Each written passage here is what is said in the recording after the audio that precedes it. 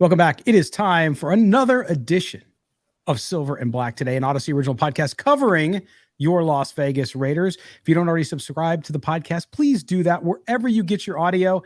Just look for Silver and Black today. Also, if you're watching us on YouTube, hello and thank you for joining us there. Hit the subscription and the notifications bell so that we can be with you. And I say we as I bring in my partner in crime here, and that, of course, is Mr. Moe Moton. He's a national NFL writer over at Bleacher Report. Yes, you can catch him there.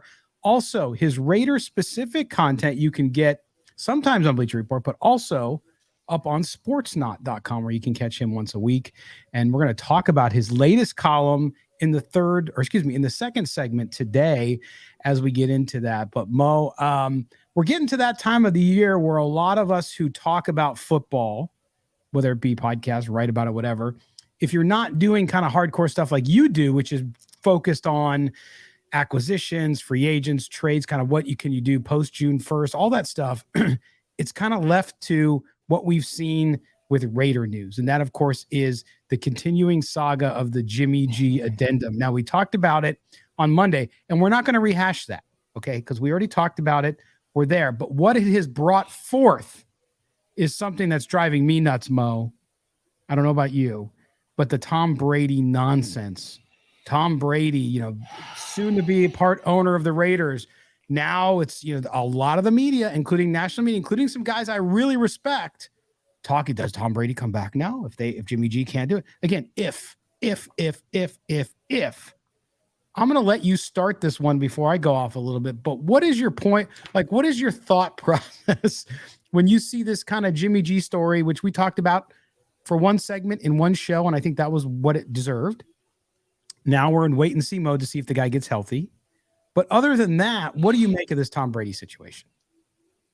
I guess I'm not fatigued as much as you are to it, simply because I've kind of tuned out the media over the past few days. When it comes to the quarterback position, as I've said before in previous shows, you get to see how little of the national media of the Raiders that the national media follows. So what I mean by that is I'm a national writer on Bleacher Report, but I cover the Raiders day to day. And when I read some of these pieces on the Raiders, I can tell a lot of these writers, I won't call out any names, have not watched or followed the Raiders in years. So this is something to talk about, the whole Tom Brady stuff. And I'm just not there yet to even discuss it in depth until we know what the status is about Jimmy G. If Jimmy G has a setback, or if he's not there at training camp, as I said in the previous show, then I'm open to, going in depth about, okay, what does this mean? Could Tom Brady be on the field week 1 because Jimmy Garoppolo isn't ready? But until that time comes, then I'm not diving into the Tom Brady conversation. Well, so then I'll make you, because here we go. So the Tom Brady, see, here's the thing with the Tom Brady situation. I understand the thought, like, okay, so we see the Jimmy G addendum thing. People worried whether or not he'll play. We were worried before the addendum, before there was an injury that needed requirement to be fixed. The second metatarsal again. I just like saying second metatarsal. Metatarsal. See? Vocabulary. Second. But I could tell. I get the thought, like, minus, wouldn't that be crazy? And then it goes away and then I'm done with it, right? But it has survived because Rich Eisen's talked about it.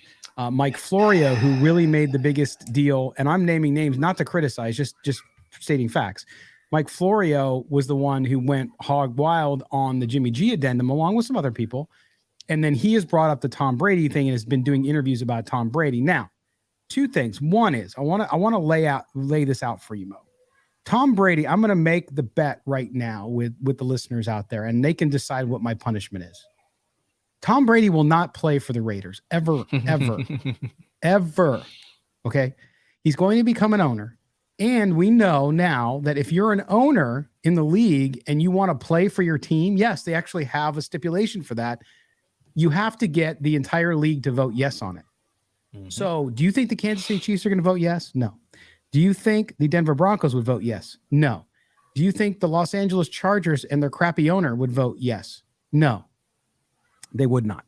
But that's not my main point. That's a long shot. He could delay his ownership stake. He could technically do that. But here's what I think people forget about. Yes, Tom Brady is an amazing athlete. People either love him or they love to hate him. There's no in between. Okay. But he's also a human being. He's a father. You saw last year have his worst statistical year. A lot of people want to blame that on age. I blame it on his family situation. He got divorced. He's got kids involved. It's a rough situation. Any of you out there who've gone through divorce, I have not, but I have plenty of close friends who have, and I've seen the pain, the anguish, the uncertainty. And when it's involving children, it requires a lot of your time. This is why I don't think Tom Brady will play football again, because being a part owner and flying to Vegas on a Saturday to see the game Sunday so you can be back in Miami with your kids on Monday, different story than playing in the NFL. So I think people are forgetting that, and I think that's why Tom Brady will not be back. I do not see it. It makes sense to jump to the conclusion for 30 seconds, but Mo, I just think it's complete folly, and the league would love Tom Brady back because it's a great story. Just ain't going to happen. Here's where I am with it. I mean, I don't think Tom Brady's going to come out of retirement twice, is he? Because he's already pulled this already. He's not a boxer.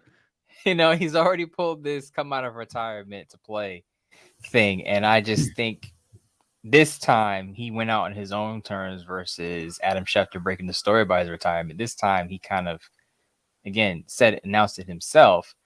So I think he's fine being retired. There was some speculation that he would, before he took part or wanted to take part ownership in the Raiders, or it was in the process, there was some speculation that, could he play for the Dolphins if Tua Tagovailoa goes down, because there was some hanky-panky going on. The Dolphins got penalized for it. They lost a first-round draft pick because they were fiddling around with Tom Brady and Sean Payton, by the way. And there was some speculation that he could he be, plan B, emergency plan B. And Tom Brady kind of shut down those rumors. I don't know his exact words, but he had one of his funny social media tweets, and basically he said, "Look, I'm fine being retired," and I think that will hold even if he is, even if this goes through, he is part owner of the Raiders, and again, the league can vote. I think he would need 3/4 of the vote. I thought it's full. I think I read on a TMZ piece that it only needs to be 3/4. Whoa! Are you citing TMZ? Hey, that's who broke the story. I'm just kidding. That's just where we're at in society. I'm just claiming that. I'm not begrudging you. I'm just saying. Look, TMZ, they're accurate a lot.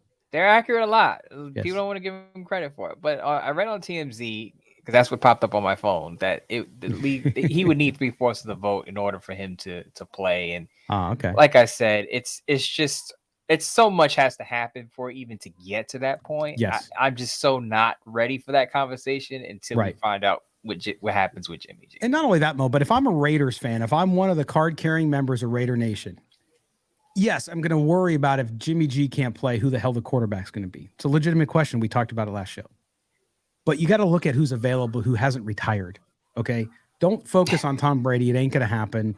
A lot of fans, I've seen the kind of, what if he comes out of retirement and the Raiders win the Super Bowl in Las Vegas? No. So I just think that, yes, it would be a great story if the Raiders were on the cusp of winning a Super Bowl and this stuff happened. I could honestly consider it. Maybe that could happen. But the way this Raiders team is, and the fact that so many of the fans out there think they're going to win 3 or 4 games, and then in the minute that they talk about Tom Brady, they're going to win the Super Bowl, it just shows how it's not realistic. Well, excuse me, Scott, as someone revs up my motorbike in the background, but I just look. It would be a great story, no doubt. Tom Brady comes out of retirement, wins a Super Bowl with the team that he kind of screwed over with the tuck rule, and it's kind of like everything comes full circle, and he kind of exercises those demons and does right by the Raiders by delivering a Super Bowl in their stadium at Allegiant Stadium. It's a great story. Yep.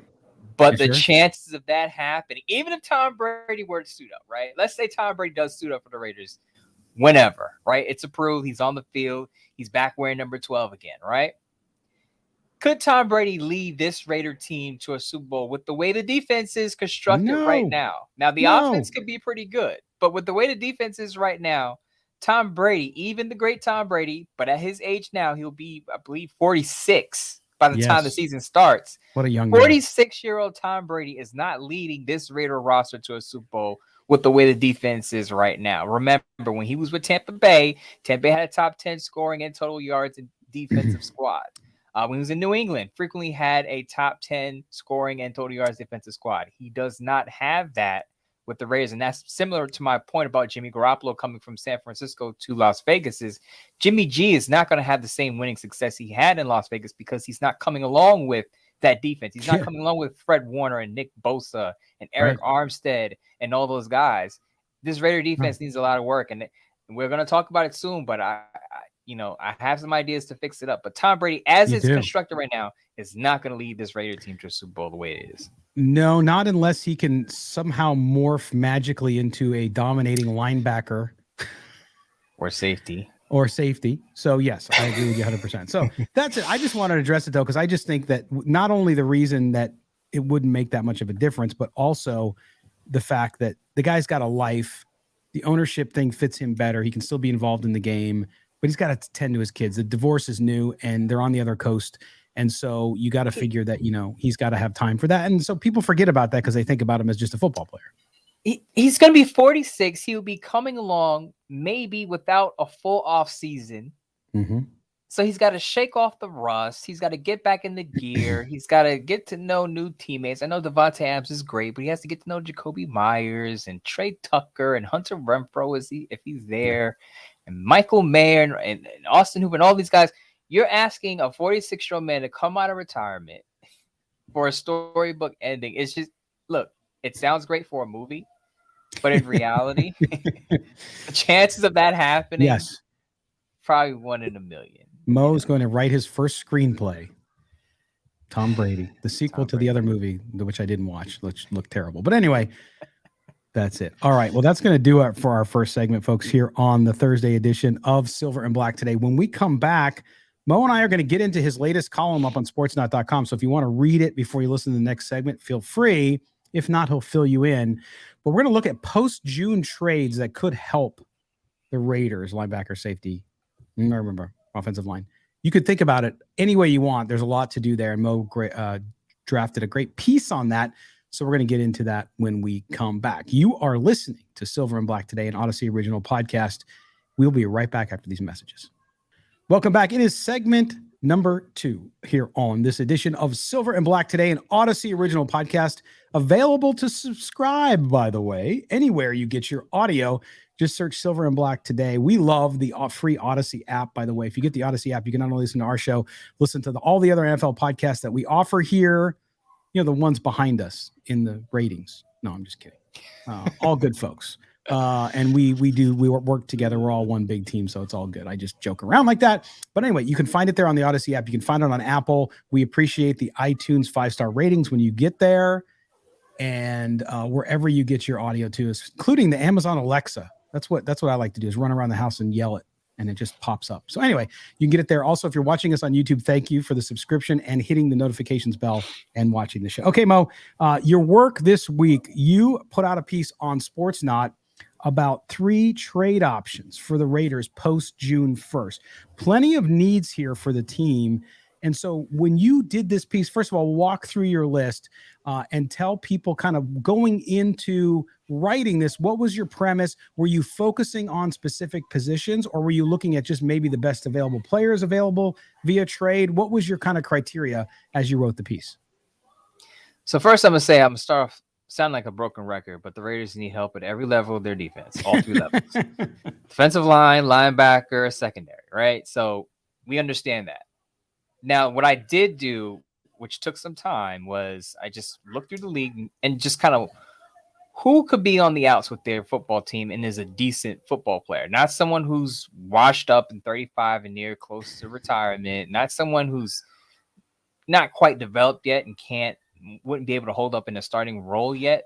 But guys who are either in their prime, entering their prime, or maybe on the back end of their prime, but still in their prime years where they can produce at a high level.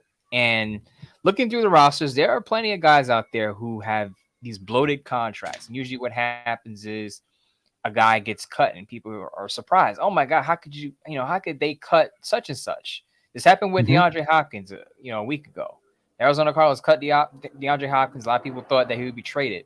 His contract made it difficult for that team to move on because they didn't want to eat part of his contract or hold part of his contract in 2024. They wanted to basically move on. So when you have a player, even a good player on a bloated contract, sometimes you have to part ways via trade. And if teams aren't willing to take that contract, then you just have to release them outright. So I looked at a lot of guys who were in that category, and I called them trade candidates. And do they fit with the Raiders? That was the other thing. It's not just a good player. Okay, good player, plug him in. He has to be able to fit what the Raiders are doing. Yeah, and let's start with the first player, Mo, because this addresses, remember, Phil Robinson, Phil with one L, Robinson the third, was on the last show, and he talked about this position. You and I have talked about this position now for a year and a half, linebacker. And that happens to be the guy that no one else in this country that covers the NFL has beaten the drum more for this guy to be a Raider than you. And that, of course, is the Baltimore Ravens linebacker, Patrick Queen. Talk about him, the fit there, and the fact of why he's expendable in Baltimore. The fit is to me is fine. Let's just remember the Raiders hired the former defensive line coach in Baltimore. Yep. Now I know that's a different position group. I know defensive line, linebacker different, but they work in coordination with each other. He's familiar with Patrick Queen. So I think if he comes over and Patrick Queen is able to come over, I think it could work, especially with the Raiders just basically needing someone who can cover the middle of the field. Patrick Queen can do that. I know he had 2 rough years to start out, but last year he really came along. I would say he was one of the most improved players across the league because of his production. Over 100 tackles. I believe he had 5 sacks, so you can use him on blitz because he has the speed to do that. If you remember him at his combine, he was one of the most athletic linebackers in his combine class. And I think the Raiders, that's what the Raiders are missing, is an athletic linebacker who can stay on the field all 3 downs and cover the pass. And I think he can do that. He could also help out in the run, as I just said. He could also be a supplement to the pass rush. So he could do it all. And I think with his contract being under $4 million, the Raiders wouldn't have to spend much to acquire him. They wouldn't have to let go of a guy. They wouldn't have to do much to absorb his contract. He's on the cheap. He's not asking for a new deal yet. Now, if he has a pretty good 2023, then he'll probably ask for a raise. But for right now, the Raiders can get him on the cheap. And why could he be out in Baltimore? Simply because the Ravens, drafted Trenton Simpson in the 3rd round. They paid Roquan Smith a 5-year, $100 million extension. So they're not going to pay big money for 2 linebackers. The 49ers are the only team in the NFL that are paying 2 linebackers over $8 million.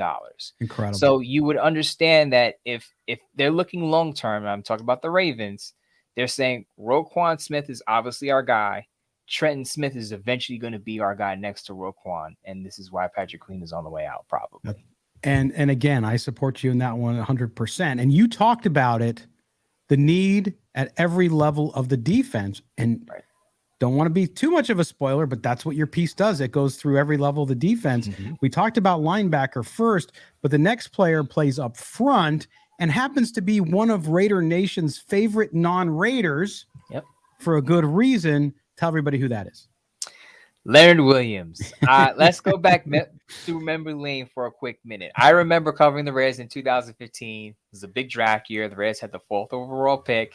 And the big discussion was, is it Amari Cooper or is it Leonard Williams? And some people even wanted Kevin White. Now, we know Kevin White had some injury issues. His career didn't really pan out well. But I would say, looking back, the Raiders made the right decision.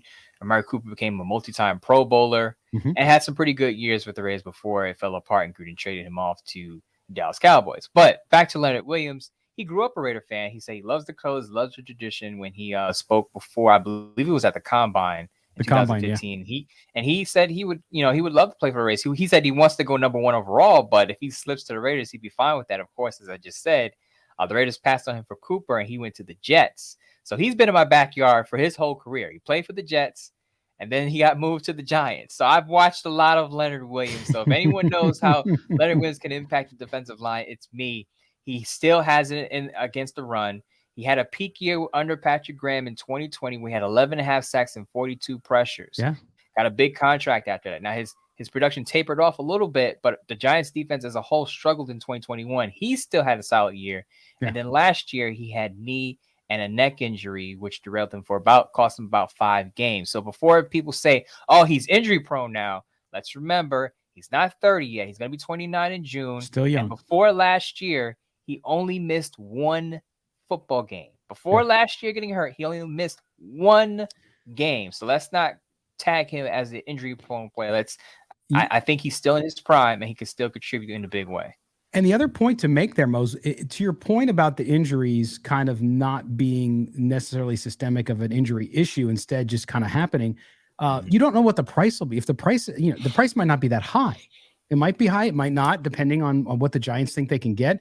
So I would have no problem with the Raiders if it's some draft compensation down the line to get him, or even a second-tier player and a draft compensation to get him over. I'll take that risk any day. And that leads to my point about why he could be out with the Giants. His contract, his cap number in 2023 is $32.3 million.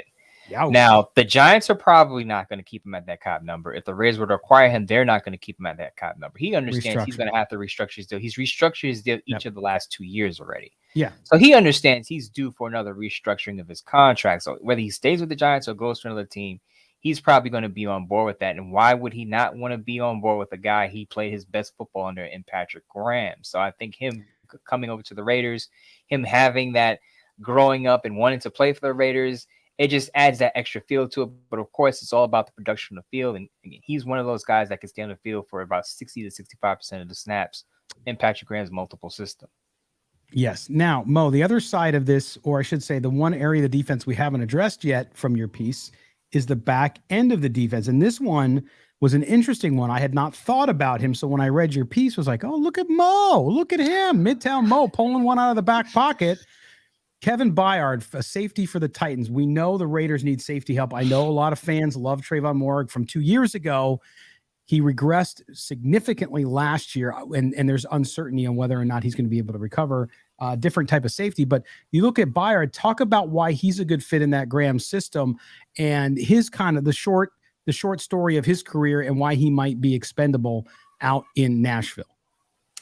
I remember Kevin Byard coming out of Middle Tennessee, and Deion Sanders didn't know who Kevin Byard was. And at the time, Kevin Byard, I believe, had one of his best seasons, and he didn't know who Byard was. And people had to tell him, like, look, he's one of the best safeties in the league right now. I know he's a third-round pick, but he blossomed into one of the top ball hawks in the league. Over the last 2 years, Byard has had 9 interceptions. In comparison, the Raiders have had 12 in the past 2 seasons.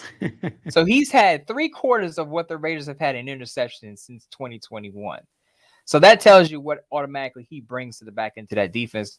The Raiders have struggled to force turnovers and get takeaways. He can automatically do that. 2-time All-Pro, 2-time Pro Bowler. Maybe on the outs in Tennessee, because the Tennessee Titans, they have a new GM in Rand Carthon who comes over from San Francisco, approached him about taking a pay cut. He refused to take a pay cut. So now the Titans, the ball's in their court. Do they want to keep him at that cap number, which is, I believe, a little over $19 million, or do they trade him? I don't think they're going to cut a 2-time All-Pro player. Somebody's going to want to step up and take advantage and get him in their defense. But I think the Raiders should be interested. The thing is, with that cap number that Kevin Byard has, he doesn't want to take a pay cut.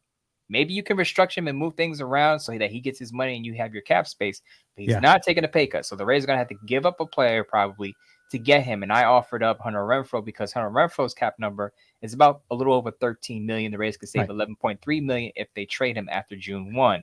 And let's remember, Hunter Renfrow's role is going to be diluted. No matter what you say, I love, you can love Hunter Renfrow and think he's a great player and a fan favorite. His role is going to be diminished in the upcoming season. Yeah. They drafted a slot receiver. They signed a couple of slot receivers, one of whom Jacoby Myers is going to make 3 years and $33 million on his contract, $11 million a year. He's going to have a big role. So why would you pay Hunter Renfrow on that big salary, that extension you gave him, when you're going to diminish his role, when you can flip him for a 2-time All-Pro safety, which is a big need, and he's going to be on the field for 99% of the snaps? I think it's a good trade for the Raiders. They're probably going to have to add a draft pick in there, because again, you are talking about a 2-time All-Pro in his prime, right, versus a wide receiver coming off his worst injury-riddled season.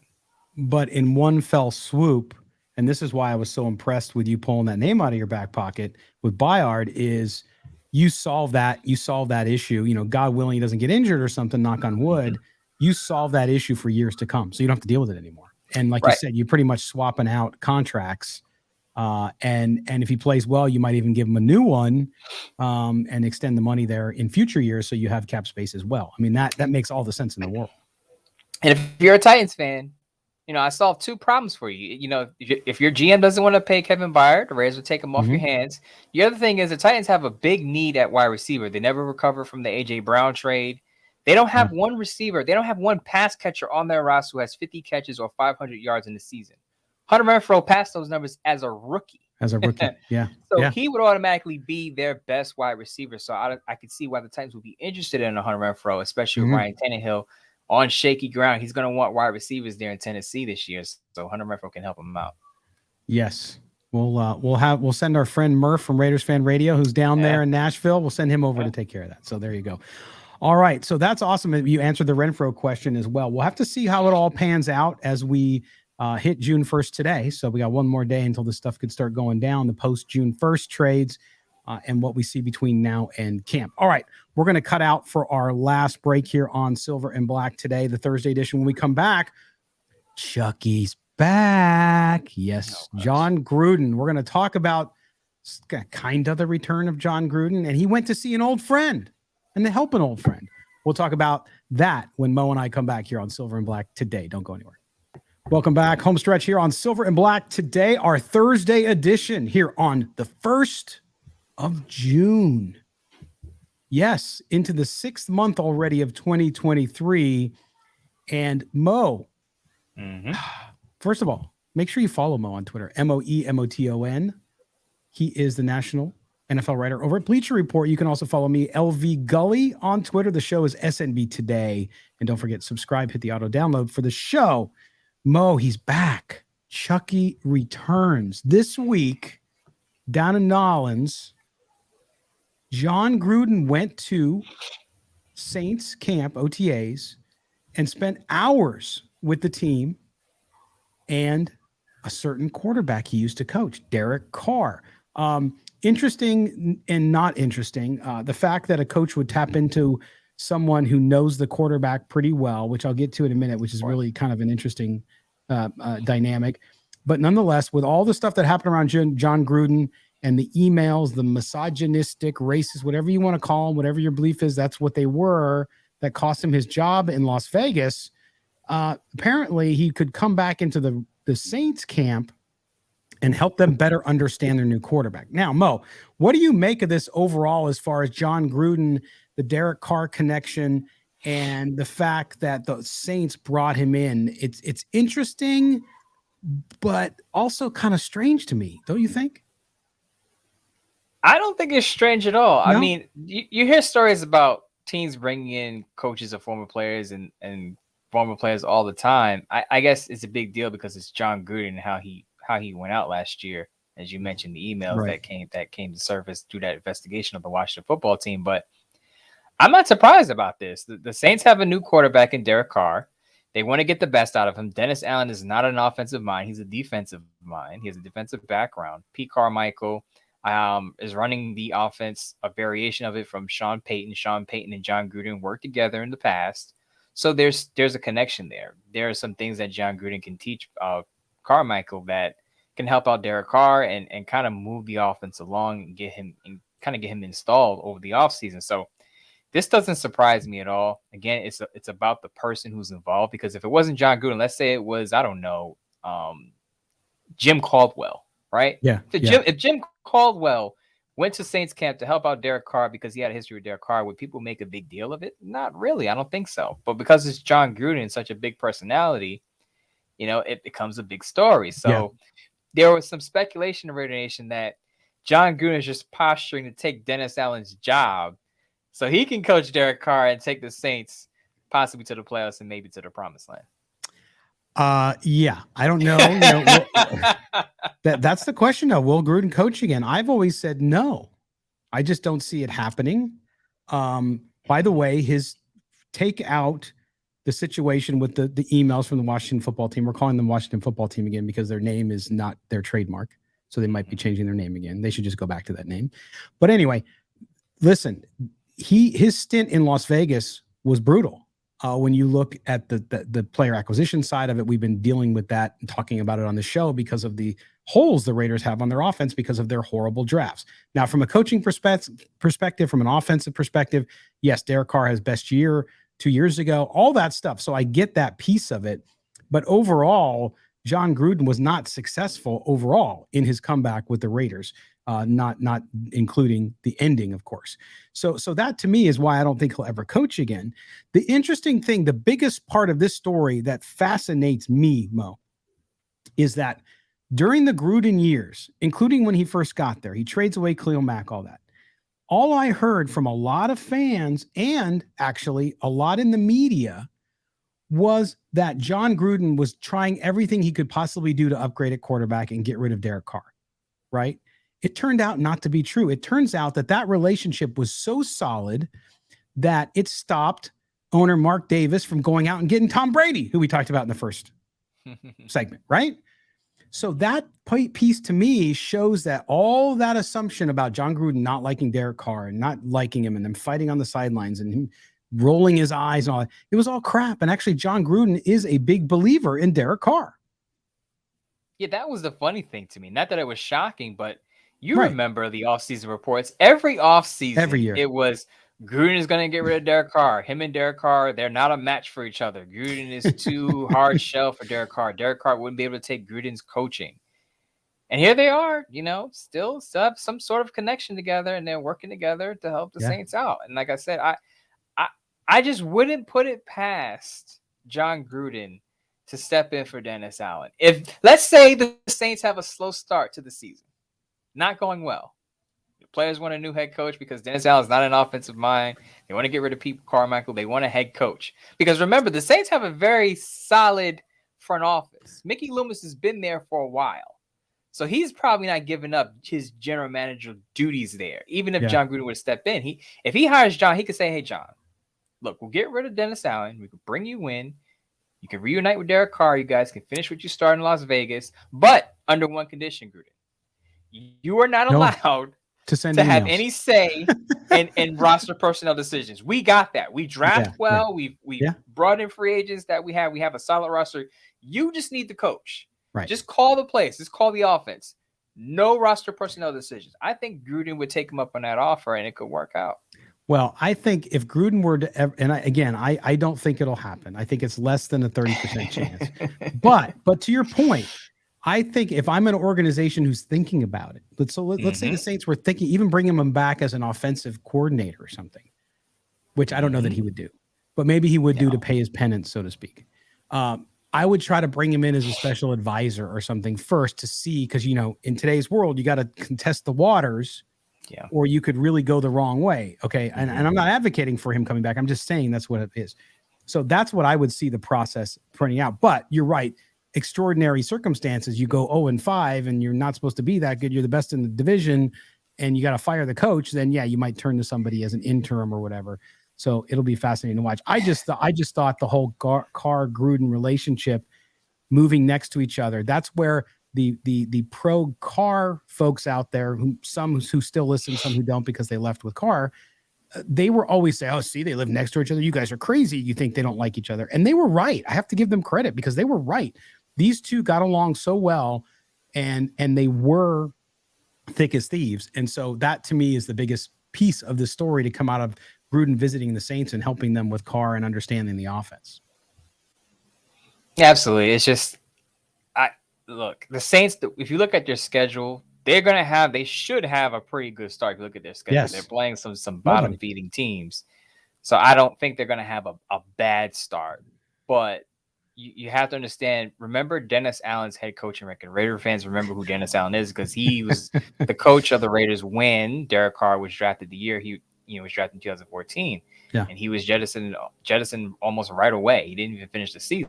But Dennis Allen's head coaching record is not strong. So if there's if he's on shaky ground, I would just say watch out. And then he becomes the coach of the Saints, and then Mark Davis trades McDaniels or a player to the Saints for Jon Gruden.